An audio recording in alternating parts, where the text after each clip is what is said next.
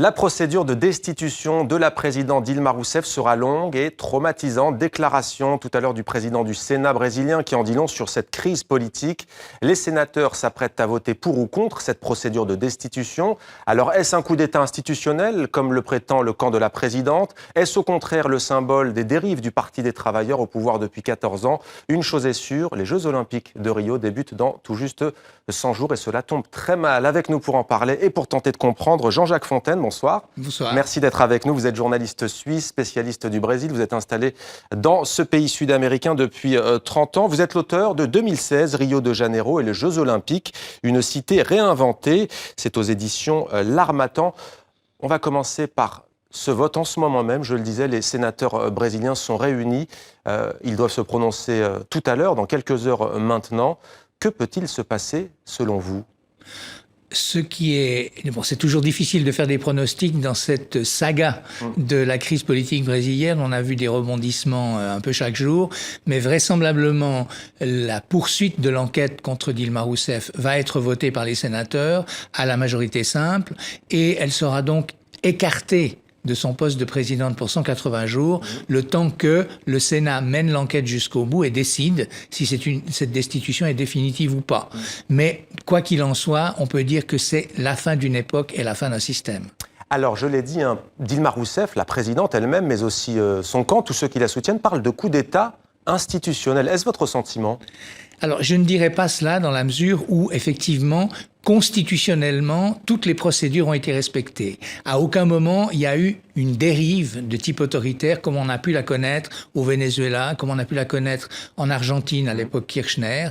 Donc, la Constitution a été respectée. Ceci dit, il s'agit quand même d'un coup de force institutionnel, c'est-à-dire d'un coup de force relativement politique, puisque ce qu'on reproche à Dilma Rousseff, c'est effectivement un grave manquement à la Constitution, à son devoir d'avoir maquillé les comptes, mais ce n'est pas la première à l'avoir fait, et surtout, c'est utilisé comme un prétexte pour mettre fin à une situation d'impasse politique. Oui, rappelons d'ailleurs, Jean-Jacques Fontaine, que tout cela se déroule sur fond d'un vaste scandale avec Petrobras, la compagnie nationale du pays, même si vous l'avez dit, ce n'est pas ce motif. Ce qu'on lui reproche, c'est d'avoir enjolivé les comptes publics. On a vu dans les journaux de TV5 Monde notamment, des marées humaines dans les rues à São Paulo, à Rio de Janeiro, à Brasilia, contre la présidente Dilma Rousseff. Est-ce qu'elle a encore des soutiens au sein de la population brésilienne ? Alors, c'est difficile à savoir quel soutien elle a exactement. Ce qui est sûr, c'est que les mouvements sociaux organisés, les syndicats notamment, ou les mouvements des paysans sans terre, appuient toujours la présidente, de même que le Parti des travailleurs. Dans la rue, effectivement, on a une majorité de gens qui se mobilisent pour la destitution de Dilma Rousseff, mais les partisans sont aussi là quand même. Ils étaient très présents d'ailleurs lundi et hier dans la rue. Donc on peut dire, mais ce qui est sûr, c'est que la popularité de Dilma Rousseff est tombée pratiquement à zéro, à très peu, et que l'opinion générale, c'est un peu qu'il faut quelque part que quelque chose se passe et ça passe par sa destitution pour sortir de la crise politique. Sauf que Jean-Jacques Fontaine, vous dites il faut que quelque chose se passe, mais l'homme qui est cité pour la remplacer, c'est l'actuel vice-président, il s'appelle Michel Temer, et il serait lui-même impliqué dans le scandale Petrobras. Ça paraît quand même déroutant. Comme à peu près la presque totalité des politiciens aujourd'hui en place à Brasilia, que ce soit dans l'Assemblée nationale, que ce soit dans le Sénat. Le président du Sénat, Renan Calheiros, qui gère actuellement le processus de destitution, est lui-même aussi soupçonné d'avoir participé à ce scandale des pots de vin. Donc ça concerne tous les politiciens. Rappelons qu'il n'est pas mis en examen d'ailleurs, non, il n'est pas mis en examen. L'ancien président. Ce qui est certain et ce qui est important dans ce qui est en train de se passer, c'est que tout ce qui sort au niveau de cette corruption va peut-être permettre un nettoyage assez profond de la pourriture, et je crois que le terme n'est pas trop fort, qui règne dans la classe politique brésilienne, et peut-être une recomposition des forces, parce que le Parti des travailleurs et Dilma Rousseff se sont fait prendre dans un engrenage où elle avait formé une coalition de 35 partis qui allaient de la droite à la gauche et qui ne reposait plus que sur des personnes. Donc il n'y avait plus de ligne politique. Vu d'Europe, ce vaste mouvement anti-Rousseff est souvent vu comme un printemps démocratique. Est-ce le cas selon vous ou au contraire le profond malaise d'un système au fond qui n'a jamais été réformé par le Parti des travailleurs et aujourd'hui le piège se refermerait contre elle ? Oui, non, c'est pas un prétend démocratique parce que la démocratie au Brésil, elle fonctionne depuis 30 ans et elle fonctionne bien. Elle a toujours fonctionné dans les crises actuelles. Non, c'est effectivement l'expression d'un mécontentement général face à une impasse d'un système politique basé effectivement sur le jeu d'influence, sur les personnalités et d'un enfermement du pouvoir du PT et du gouvernement dans une certaine optique, dans une certaine politique économique qui a malheureusement s'est essoufflée. Alors, vous évoquez dans votre livre des eaux bien troubles. Quelles ont été, selon vous, vous venez d'en évoquer, mais si vous deviez en dire une ou deux, une grande erreur du Parti des travailleurs?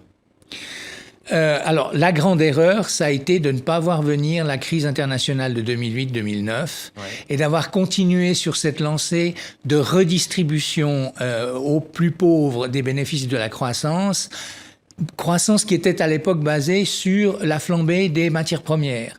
Or, lorsqu'il y a eu la chute des matières premières, que ce soit le fer, le pétrole, etc., il n'y a plus eu les rentrées nécessaires pour alimenter cette injection interne, ce qui fait que le système s'est effondré comme un château de cartes petit à petit, et au lieu de rendre le pays plus concurrentiel ou d'investir pour permettre la relance, le Parti des travailleurs et le gouvernement se sont enferrés dans une politique qui était dépassée. Alors, on va parler de votre livre. Bien entendu, ce soir, vous évoquez ces questions, notamment avec un chapitre prémonitoire, avis de tempête inattendue. Vous évoquez le boom économique sans précédent qu'a connu le Brésil. Vous en parliez ces 10 dernières années et la crise économique.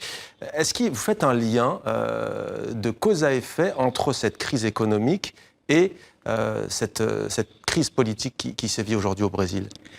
Pour ce qui concerne les Jeux Olympiques, on ne peut pas le dire immédiatement. C'est-à-dire que l'influence de la crise politique et économique actuelle sur la tenue des Jeux Olympiques est pratiquement nulle. Les Jeux Olympiques se passeront très bien, ils auront lieu, etc. L'important, c'est la suite, notamment pour Rio de Janeiro, puisque tout le projet olympique avait été basé sur l'idée d'une transformation, d'une amélioration de la ville en termes d'attrait touristique, en termes de programmes sociaux, en termes de transport, un peu à la manière dont Barcelone avait fait ses Jeux Olympiques en 1992. Or, ce projet a été conçu en 2009, c'est-à-dire à une époque de pleine croissance, où on imaginait que cette croissance allait continuer, et il faut le gérer aujourd'hui, maintenant, dans une époque de récession. Juste un chiffre pour rappeler, en 2009, le Brésil avait 7,5 points de croissance du PIB. L'année dernière, il a eu 3,8 points de récession. Vous voyez la différence. Vous avez cité Barcelone, c'est l'exemple rêvé pour les grandes villes qui organisent des Jeux Olympiques d'été. Il y a eu Athènes, catastrophique. Où situez-vous Rio de Janeiro sur le curseur entre les deux? Alors, sur le plan des réalisations du projet olympique lui-même et du projet de transformation de la ville, Rio est plus proche de Barcelone que d'Athènes. C'est-à-dire que, non, pas seulement pour l'instant, c'est-à-dire que le projet a été bien conçu, il y a, je veux dire, le financement a été garanti et ne représentera pas un endettement énorme pour l'État parce qu'il y a beaucoup de partenariats publics-privés, les travaux sont faits, il y a un certain nombre évidemment d'imperfections, mais globalement, le projet lui-même sera réalisé. Qu'est-ce que ça apporte au Carioca, les habitants de Rio? La question, c'est ça, c'est comment est-ce que ceci va retomber ensuite pour les habitants dans une période où il n'y aura plus d'argent public pour faire fonctionner tout ça. Parce qu'il y a des équipements importants, comme les lignes de transport de bus en site propre. Il faut les entretenir, il faut entretenir les bus, il faut entretenir les routes. Comme la multiplication de ce qu'on a appelé les cliniques de la famille, qui sont des centres de soins de santé primaire. Il faut de l'argent pour payer les médecins, pour acheter les médicaments, etc. Donc tous ces projets de réalisation qui sont arrivés au bout pour les Jeux Olympiques, le problème va se poser dès la clôture des Jeux, de leur fonctionnement pour le futur, et c'est là qu'il y a des inquiétudes. Alors, en quoi diriez-vous que, au-delà de ces inquiétudes, ces JO ont connu des ratés, en tout cas dans leur organisation, puisqu'ils débutent maintenant dans 3 mois, dans 100 jours. On a par exemple parlé, Jean-Jacques Fontaine, des évacuations dans les favelas, sans vraiment avoir un projet pour ces citoyens brésiliens. Alors, je dirais pas qu'il y a eu un certain nombre de manquements, notamment, alors on peut y revenir après sur le plan de l'environnement, le nettoyage des lagunes qui ne s'est pas du tout fait, c'est un projet qui a été abandonné. Pour ce qui concerne les expulsions, on peut pas parler de manquement, on peut pas parler d'erreur. Hein. Ce qui s'est passé, c'est que ces expulsions étaient nécessaires. Et souvent justifiées pour les travaux qui étaient entrepris. Mais le problème, c'est qu'elles n'ont pas été discutées avec les habitants. C'est-à-dire que l'État est arrivé avec des solutions du genre on vous reloge, on paye vos maisons au prix du marché, ce qui était correct entre guillemets, mais il n'a pas donné l'espace aux habitants pour négocier les solutions, leur sortie, pour négocier des plans alternatifs. Et il y a eu donc un grand ressentiment à l'égard des autorités, tout simplement parce que cette discussion n'a pas eu lieu. Absence de consultation. Terminons peut-être par une perspective. Le Brésil aura en principe un nouveau gouvernement au mois de septembre. Les JO seront terminés. Que peut-il se passer selon vous? Y a-t-il des craintes? Alors non, moi je pense qu'on est peut-être dans une période... C'est difficile évidemment de faire des pronostics aujourd'hui parce que la situation est extrêmement confuse. Mais moi, mon opinion, c'est qu'on est plutôt dans un moment qui pourrait être positif. D'abord parce que toute cette crise de la corruption va permettre de nettoyer un peu la vie politique, puisque les enquêtes se poursuivent, les tribunaux vont fonctionner.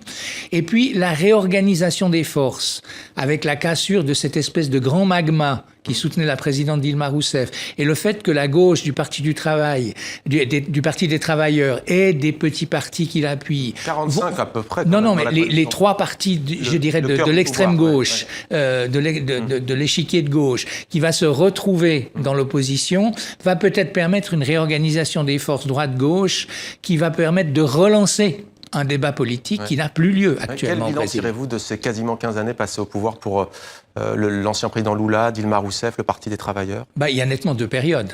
Il y a la période de grande croissance liée à la conjoncture internationale, et puis il y a la période qui a commencé en 2009-2010, mais surtout en 2012, d'enfermement de la politique du Parti des Travailleurs, de la politique du gouvernement sur le plan économique, qui a amené à la récession qu'on connaît aujourd'hui.